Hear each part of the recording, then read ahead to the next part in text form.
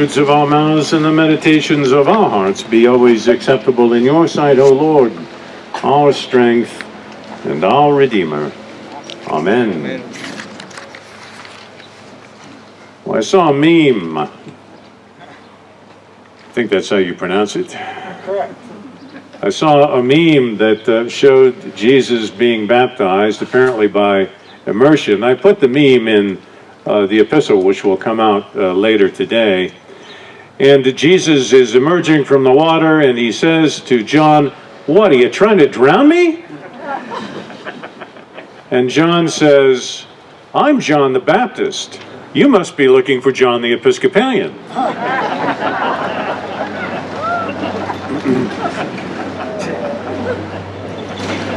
There on the edge of the Jordan River, all were filled, we are told, with expectation. They're wondering about this strange fellow, John the Baptist. Maybe the baptizer is the Messiah. There are rumors on social media flowing around Jerusalem. Maybe it is the end of the world. What would they have said in 140 characters if they had Twitter? What would we say if we thought the end of the world was at hand? Attention would say, local residents spotted at Rosewood Gala for end of world.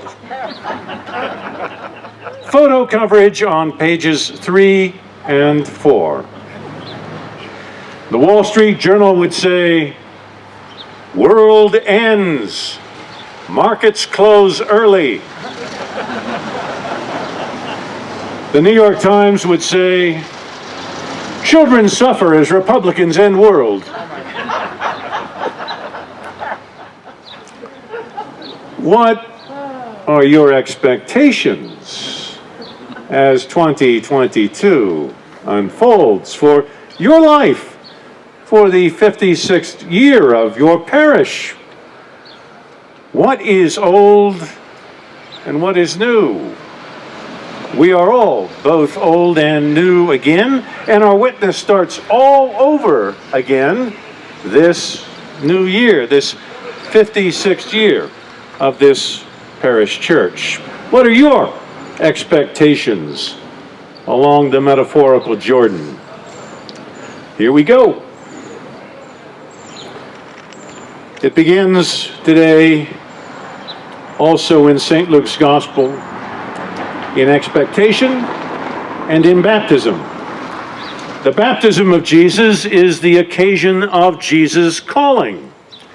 You know, it was just a few weeks ago that we celebrated the birth of Christ, and so we have leapt forward 30 years from the birth narratives found in Luke and Matthew now to the beginning of Jesus' ministry. He receives his vocatio, his vocation, in his baptism at the River Jordan. Just as we, as Anglicans, started at Instituto Allende 56 years ago, and now have to hear that call decades ahead. Christ's baptism is the beginning of the main narrative, because at his baptism, his identity is announced. Perhaps it is the first time with that announcement that Jesus understands in a new way God's intentions for him. God says to Jesus, "You are my son, my beloved." And so today in our creed, in our sacraments, in our worship, we will receive once again our identity and our vocation as those standing once more on the edge of the Jordan, full of expectation. We are always better understanding our identity. A Christian is always listening for God's footsteps in the garden, for God's prompting voice in the cool of the evening. It is always for us to better understand that we are joined to Christ the beloved, that we are, each one of us, beloved of God, with a calling and a vocation which is uniquely our own. Vocatio means calling. You are called today, not to a profession, not to return to engineering or to be a singer except for our choir, not to be a lawyer or a priest. There are a multiplicity of summons in your ears. There are competing claims on your life. And not a single one of them defines you. You balance your responsibilities and your relationships and your tasks and your duties, but these do not define you. If you are married, your marriage is a vocation. If you are a citizen, your citizenship is a vocation. If you are still working, your profession is how you make your living. We all have multiple callings, but those do not define us. Today comes a reminder of our substrate vocation, the vocation that defines all of the multiple voices that are calling for our attention. The calling of Jesus is about the delight that God takes in that young man, his chosen and beloved one. It is not a call to do, it is a call that names. Names are about identity. When I was born, my parents called me George Frederick Woodward III. What were they thinking? 7 pounds of wailing flesh, and you get a name like that. It has something to do with expectation when we receive our names. My father thereafter called me Barney. Do not ever call me Barney.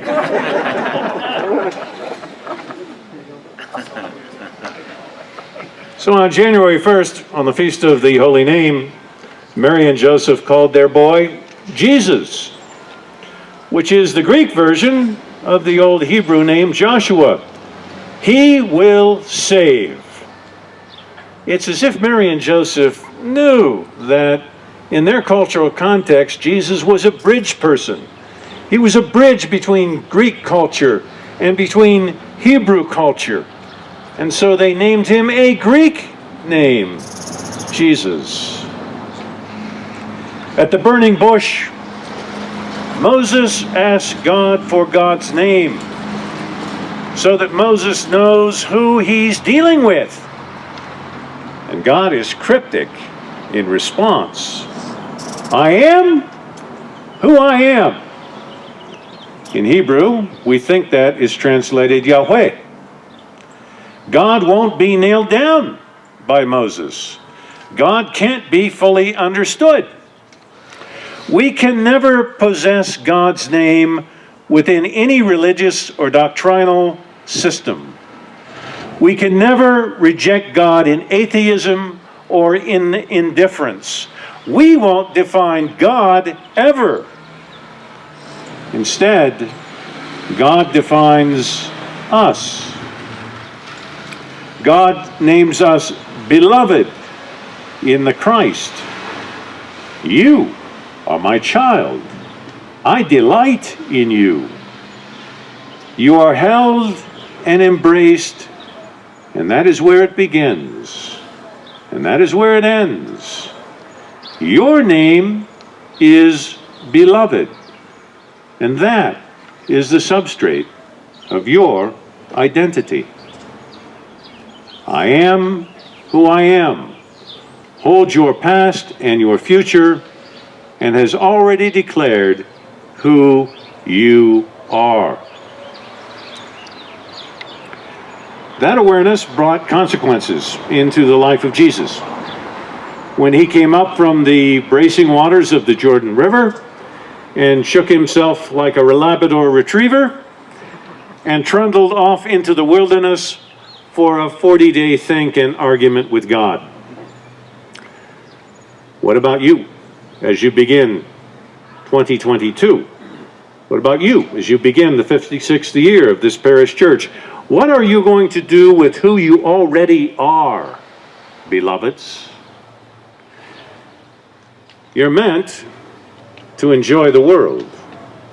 That's not a bad place to start this January. You're meant to enjoy the beauty of the earth and its skies and its moonrises and the pleasures of friends, of a hike, coffee on your terrazza. These are reminders of the giver who gives us astonishing abundance. And Christians are those who rejoice in the material world. We are the ultimate materialists, convinced that God inhabits the human experience and revealed this to us in Jesus. That's what Christmas means, the doctrine of the Incarnation. God is in the stuff, right here, not out there, somewhere, with the Webb Ranger.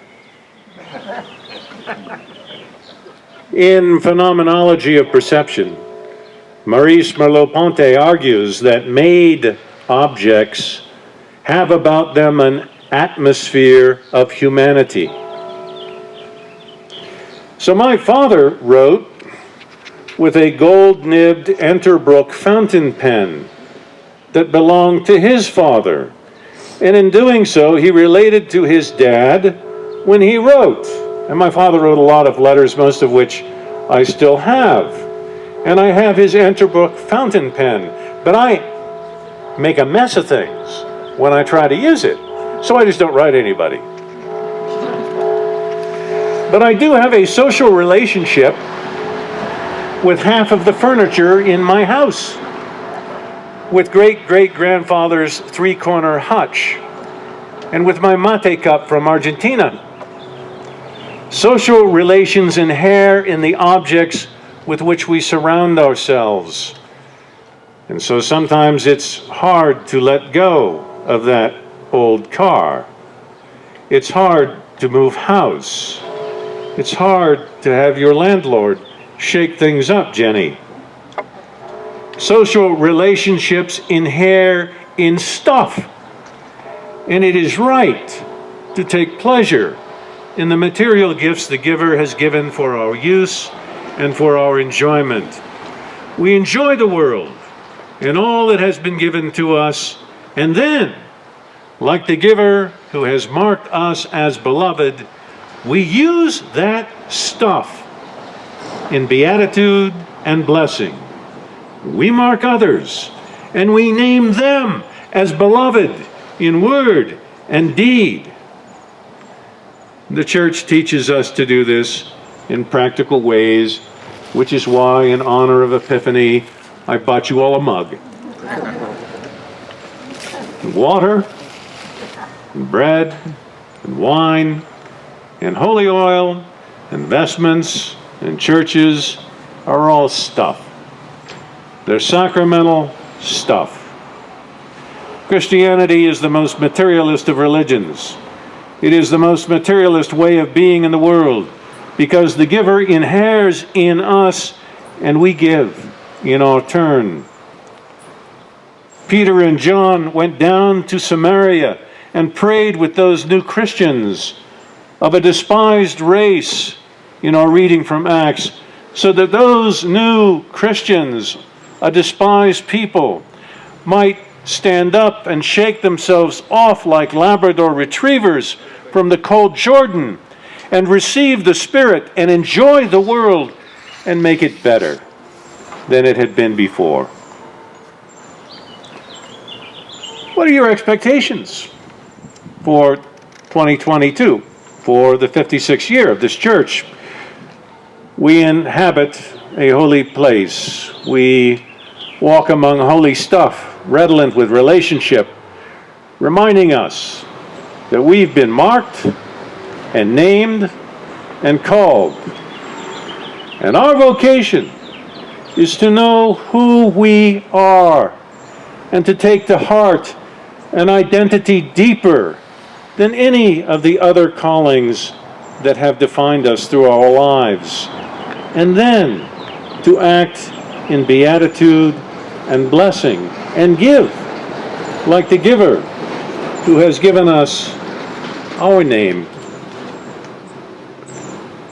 I have called you by name, and you are mine, says God through the prophet.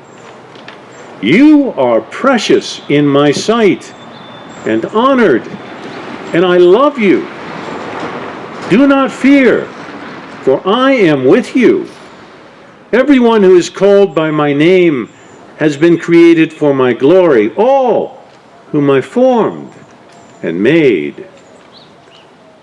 So expect in 2022 that you are named and beloved and called by God with a reason and a purpose. We are called materially and specifically to manifest Christ this year, right here in the world. Amen.